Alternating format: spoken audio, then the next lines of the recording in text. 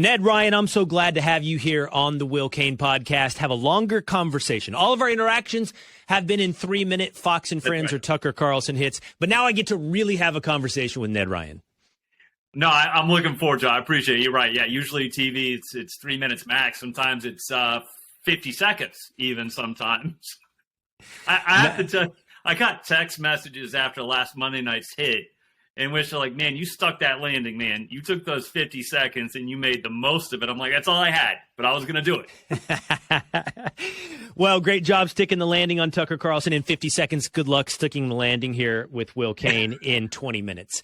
Ned, I want to start with this. I have taken to understanding our political landscape by, I think, recognizing and then using the term of something called the Uniparty, of permanent Washington.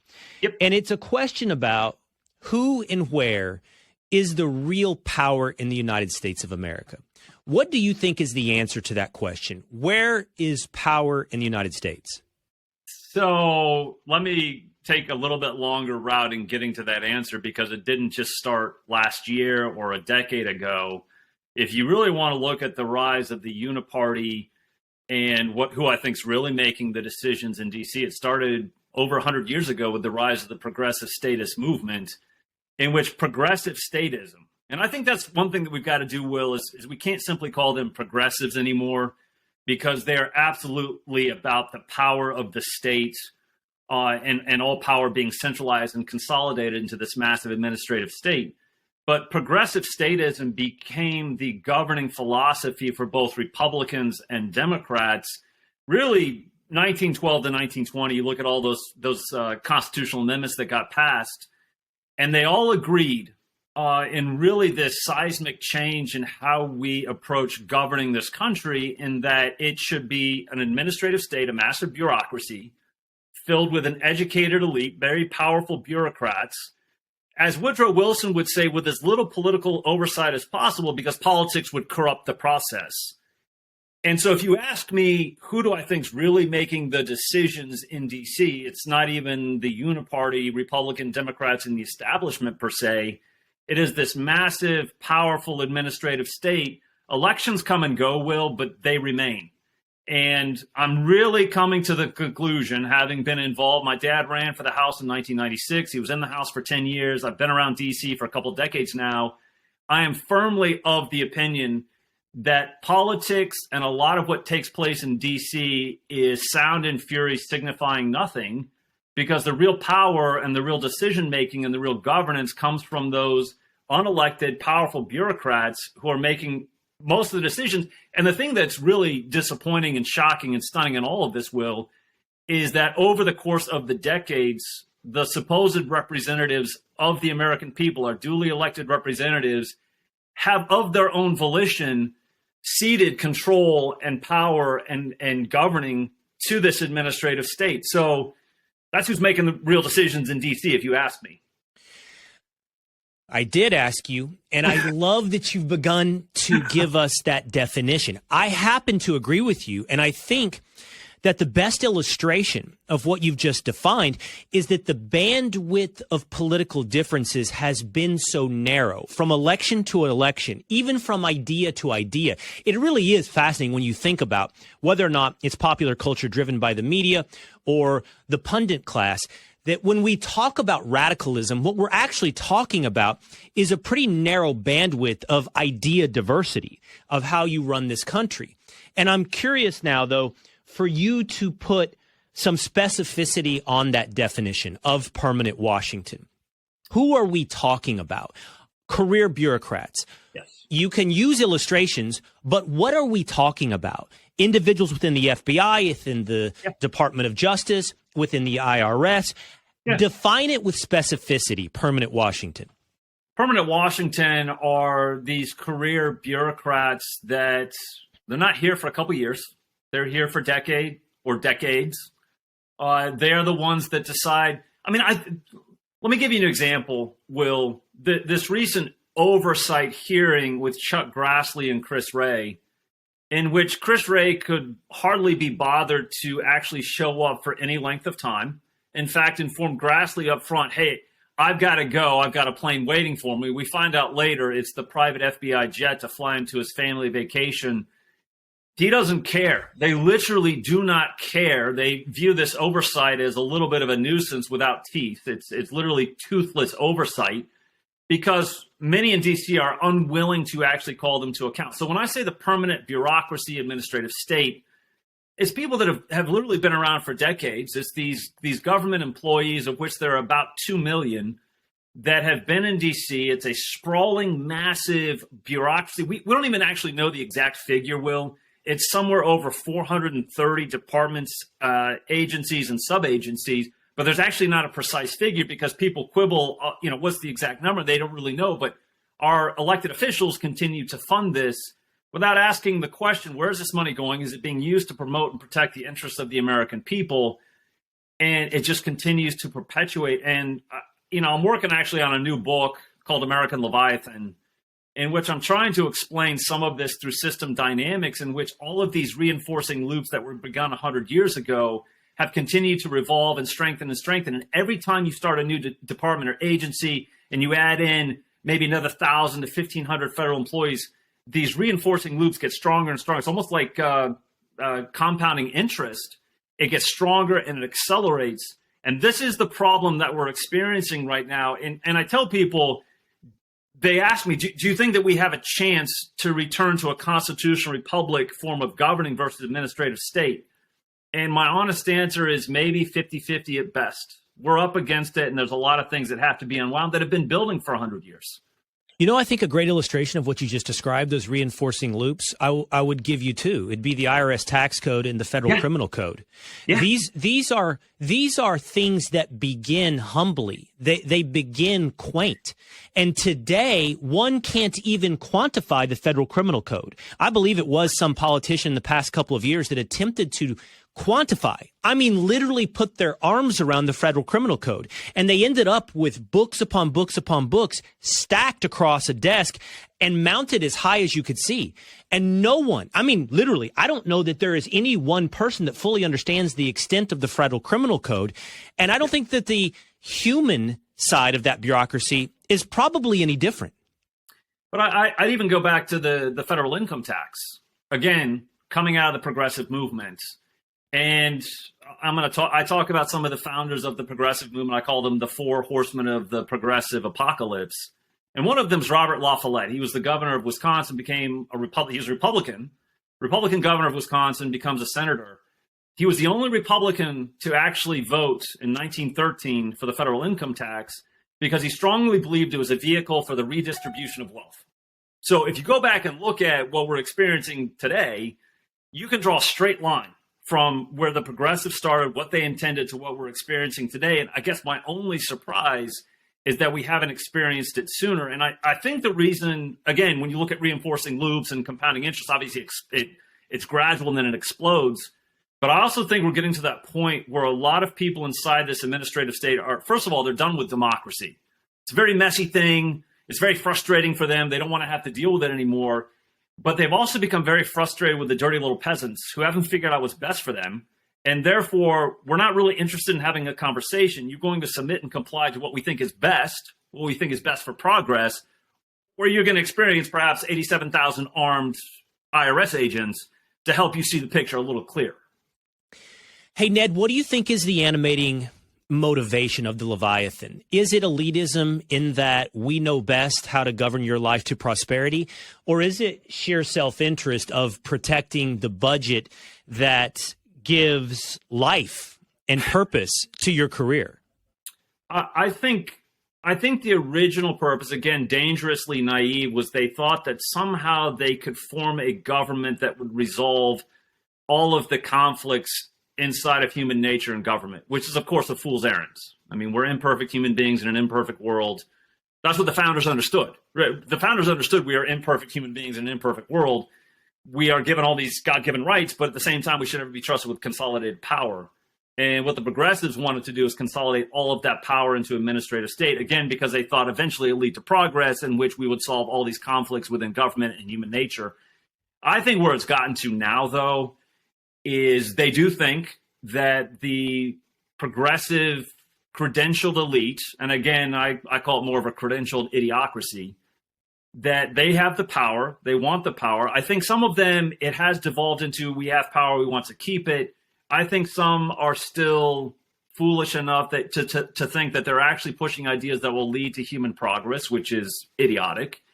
But I think it has become one of those things that they have set out on the path. They have committed to this administrative state. Politics is their religion. Their administrative state is the holy of holies. And they are going to fight tooth and nail to make sure that it is not threatened. And that's one of the reasons I think, and I know I said this to you on Monday night when you were hosting Tucker, they see Donald Trump as an existential threat because he rejects the premise of it. I think that was one of the things that I don't know if Trump could fully maybe explain that, but he showed up in D.C. in January of 2017 and said, I'm the duly elected president of the United States. I decide. And the administrative state folks were like, no, you've missed the whole idea here. We're the ones that decide. And in an administrative state, they would be correct. In a constitutional republic, he would be correct. And so you're also seeing this tension that's been underneath the surface for the last 100 years fully exploding, in which you have two very deeply conflicting governing philosophies finally coming to that breaking point where one's going to win out. And Donald Trump was, I say he's the truth serum and red pill wrapped into one delightful package that has brought significant clarity to where we are right now with this country. And we've got a lot of decisions to make as to which direction we're going to go. Yeah, and I don't think someone listening who happens to disagree with me politically has to take the word of Ned Ryun, nor the word of Will Cain. It was reported a few weeks ago by Axios that Donald Trump in a second administration would look to cut. Yeah. I think it's fairly a humble cut, by the way, at least numerically, 50,000 of those 2 million administrative state employees that you talked about. And I wonder, do you think, Ned, that was the motivation for the raid on Donald Trump? I think it obviously feeds into some of those fears about what a second potential Trump term would look like, in which he has made it very clear, if I come back into power, I will begin. I mean, I've told him, Will, you talk about draining the swamp. Well, the very foundation of the swamp is the administrative state. And the only way that you drain the swamp is to break the foundation. You break the state, you drain the swamp. And you're right, 50,000 is a very small figure. I mean, there's 800,000 non-essential federal government employees. I think 800,000 is actually the correct figure that we should be aiming for. But the very fact that he rejects the premise of the administrative state, thinks it's a legitimate. I want a lot more Republicans in D.C. to reject the premise that this is even a constitutional form of government, because it has nothing to do with the constitutional republic. Reject the premise and proactively begin to break it apart. And that includes defunding, dismantling, and devolving. It includes firing not tens of thousands, but potentially hundreds of thousands of federal government employees. If you break the state, you will drain the swamp. But it's not going to be easy, because I don't think a lot of Republicans in D.C. have really come to that conclusion, or in fact, have vested interest in the status quo remaining the same. Hey, to me, Ned, what you're describing is a government on autopilot. Elections come and go, politicians can change, but the government, it continues to exist within this narrow bandwidth because it's on autopilot. How long do you think it's been on autopilot? I think the safest way would be to say decades. I don't know if I have a precise date in mind just yet. In fact, it's one of the things I am researching, where I could maybe put, an exact time on maybe a few years in there. I mean, the whole process was truly begun. I consider 1912 to 1920 really the beginning of the progressive administrative state, in which they finally got power. Woodrow Wilson in the White House, Republicans and Democrats agreeing in Congress, the 16th, 17th, 18th, and 19th Amendment, increasing the size of bureaucracy, starting all these new departments and agencies. If I was to say, though, there was an exact date, maybe it's the third wave of progressivism, because I consider that the first wave, FDR being the second, LBJ the third. Maybe by the time, it's either in the second or third wave of progressivism, in which you started to see more and more of our elected officials starting to cede that power over. And it's just something now that I think is almost understood by a lot of people in Congress. We're just going to vote for this bill and let them make all the hard decisions, and we'll talk about what to name the schools. And then, Ned, therefore, who holds power in the United States of America? Is it dispersed amongst the administrative state? Is it a fractured group of departments, all who have the same, essentially, ideas about how to work the world? Who is it that then maintains power? I mean, obviously, you look at all the departments and agencies and the heads of those and the permanent government employees. Again, Will, I think the thing that people need to understand of these, there's 2 million federal government employees, right? And again, they've been around for years, decades. The political appointees, the plum book, at most might number 5,000 when an administration comes in and gets to actually name people to these various departments and agencies. So you're looking at 5,000 political appointees that come and go, and basically 2 million that remain. I would say, obviously, it's within that 2 million. Again, you look at the heads of those.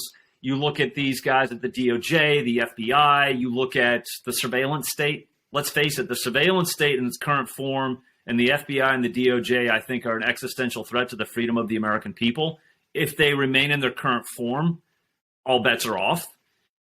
So if you were asking me to dial it back, somewhere in that 2 million figure, you dial it down to the decision makers, I would say it's in the thousands of people that really do most of the governing in a real way and decide which direction this country is going to go, despite all the storm and fury of politics. Okay, but tell me if you disagree with this then. If power is dispersed amongst a few thousand career bureaucrats, what you have then is a monster who has less of ability to decide the direction of the country because you can never coalesce around a single idea. What you instead have is, in essence, a bowling lane with bumpers along the side. Those few thousand can protect the direction of the country from someone with direction. They can put up parameters. So in other words, they can keep certain things from a Donald Trump. They can keep him within the lane of inertia. And so I'm trying to think about how that actually manifests in a meeting, Ned. So let's say Donald Trump goes into a meeting and says, I want to do X. And people are like, well, Y, Z, and A dictate that if you do that, this happens. So we better not look in those places, Mr. President. And then behind the scenes, don't present him with this information. So in other words, it's less of an arrow and more of sort of the banks of the river that they control. Yeah, absolutely. I mean, I've been making this argument, will continue to make this argument in my new book. They have set the rules for the game. And so we're playing the game by their rules. And as long as we remain playing their game by their rules, they have set the parameters. Mm-hmm. And there are only little wiggles here and there that you can kind of, change a little bit. The other thing, though, that happens every day in D.C., especially with Republican administrations that come into D.C. and are supposed to be in charge for either 4 to 8 years, I have plenty of buddies that have been inside of Republican administrations in which they say it's a knife fight every day with the careers who have absolutely zero intention of actually implementing that Republican administration's policies and policy goals. So it's decision makers, but it's everyday careerists who absolutely have zero intention of doing anything. And if they are pushed to it, they're going to go as slowly as possible to prevent as much change as possible. So I think you're right in what you say. The rules of the game have been set by progressives 100 years ago. We have accepted their terms. And as long as we accept their terms, we are playing within their parameters. And until we actually break the rules, we're going to lose the game. Yeah. So in other words, there's no nefarious figure that is the power behind the throne. It is not even the referee on the field. It is the commissioners of the league who have already defined what the game is about and how you play the game and the rules within the game. Exactly. And I tell people, too, there's no like grand conspiracy theory between administrative state bureaucrats, the corporate propagandists. I refuse to call the mainstream media that, corporate propagandists, all of these various institutions. No, they all came from the same indoctrination centers of higher learning. They bought into the same governing philosophy. It's them implementing everything that they believe in the different institutions in different spheres. There's no grand conspiracy theory. It's just a common worldview of how to govern that they've all accepted. And do they coalesce against existential threats like Donald Trump? 100%. It's because they've already all agreed on the basic premise of what they believe and how government should actually run. Yes.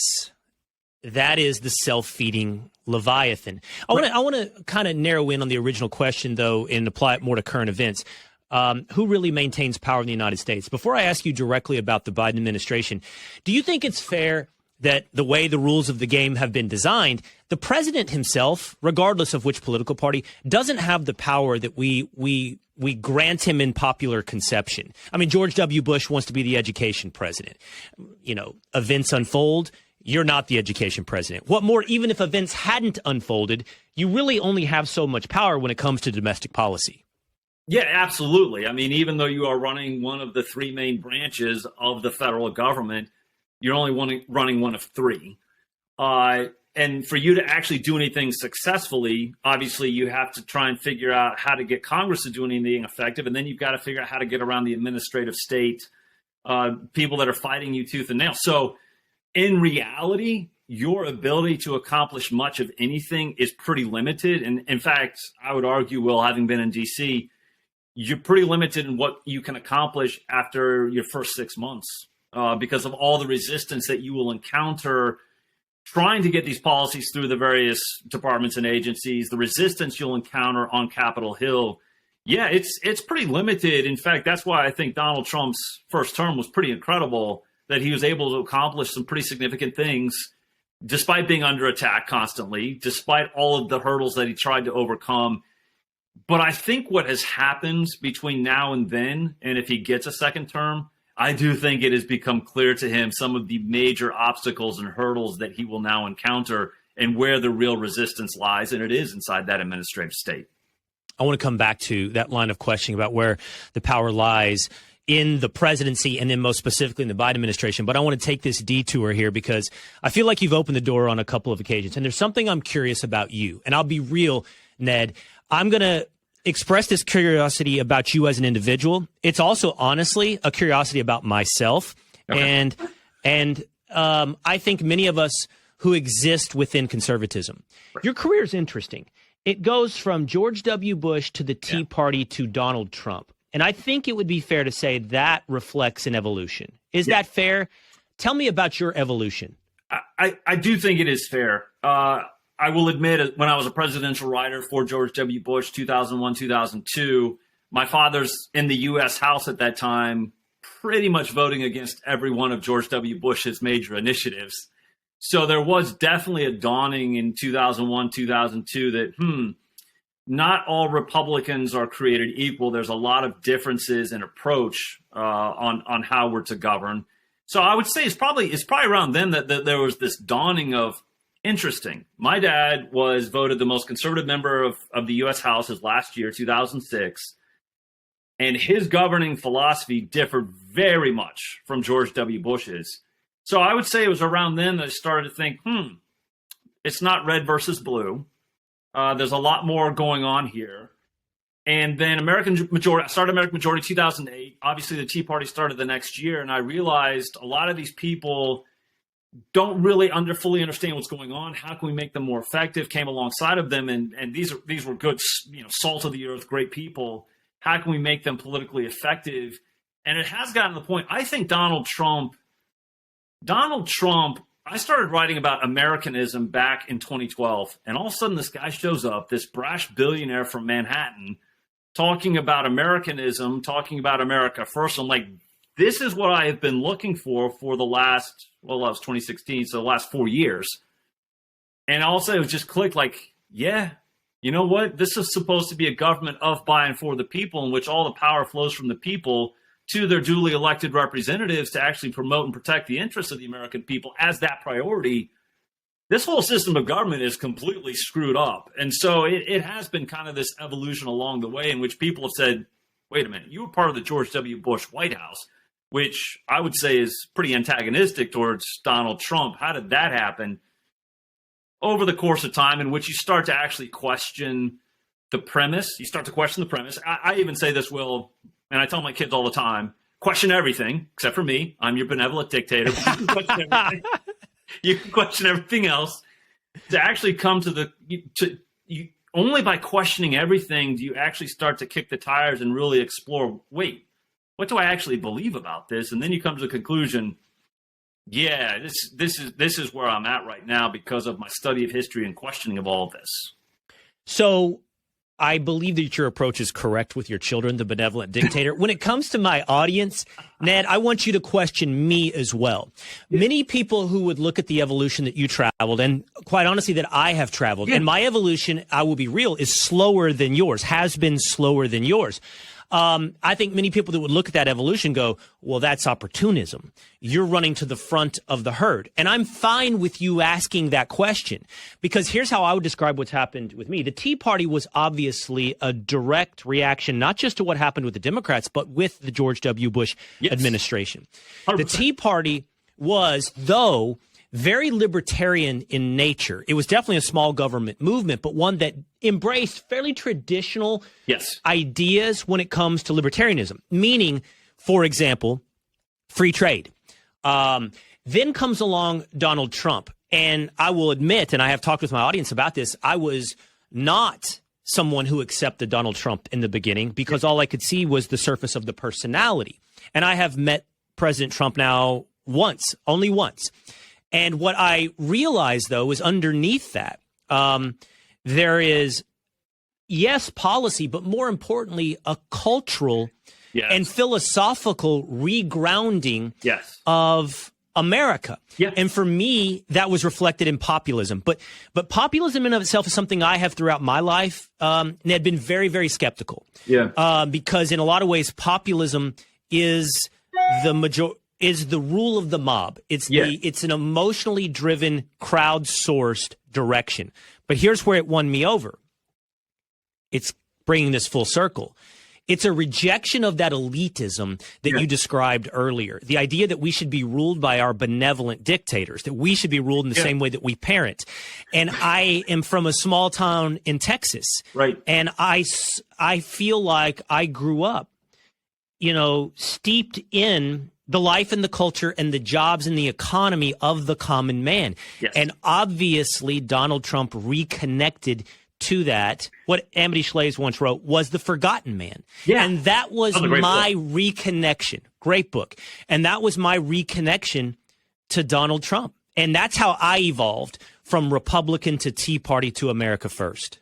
And I truly believe in road to Damascus experiences where people have epiphanies and all of a sudden, something like literally a light clicked on.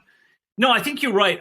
The thing I would say about Donald Trump is it's not republicanism. It's not democratism. It is Americanism. And that's the one thing that I think people struggle with, because I think Republican Party has been infected by corporatism, government of, by, and for the corporations, in which free market, I think, has been truly perverted into being all about corporations, which is terrible. In fact, the one thing that concerns me about that, Will, is Democrats have already figured this out. Republicans and libertarians are a little slow on the uptake.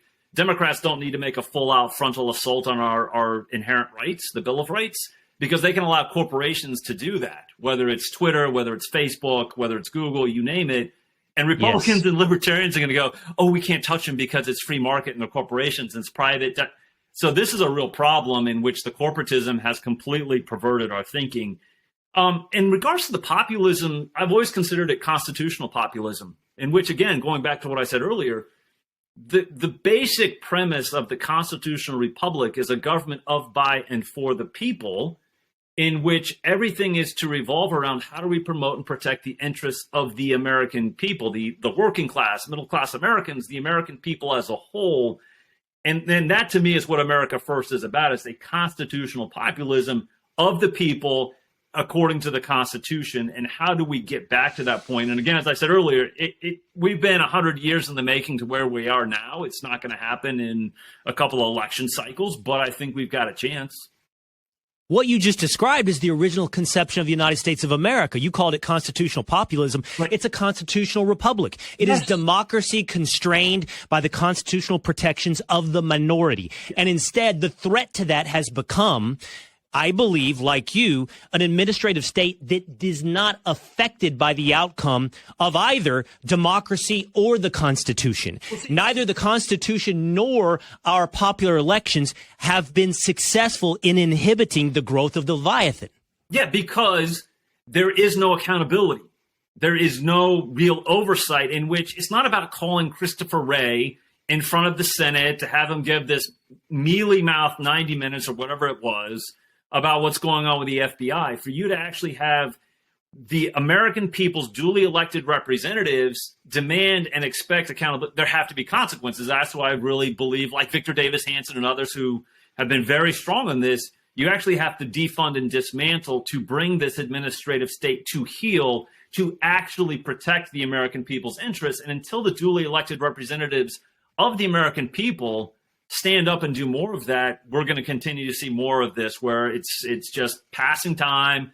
The calendar says every 2 years, the House of Representatives gets elected, every 4 years a president, every 6 years a Senate, but nothing fundamentally changes because Republicans in D.C. have either accepted the premise or lacked the courage to actually go in an aggressive way and say, no, we're not going to fund you anymore. We're going to dismantle you.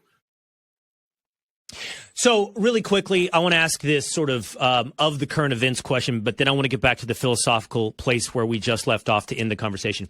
Who do you think has, let's combine the limited power of the presidency, which was described earlier. Really quickly on that note, it's often been said that the presidency's real power is in foreign policy, as by design in the Constitution. And then presidencies are defined by what happens overseas.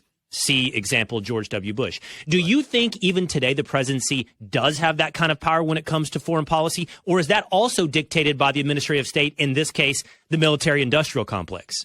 No, I mean, I think Donald Trump's presidency was an example of that, between the generals, between all the other various entities that, you know, we're really fighting him tooth and nail over some of the things he wanted to do on the foreign policy front. So, no, I don't even think that anymore. Unless you are in agreement with what they want, your ability to affect your foreign policy goals and initiatives will be stymied or undercut at every turn. So, no, you have to agree with what they want if you're going to achieve anything as a president on the foreign policy front. And Donald Trump really didn't agree with a lot of them.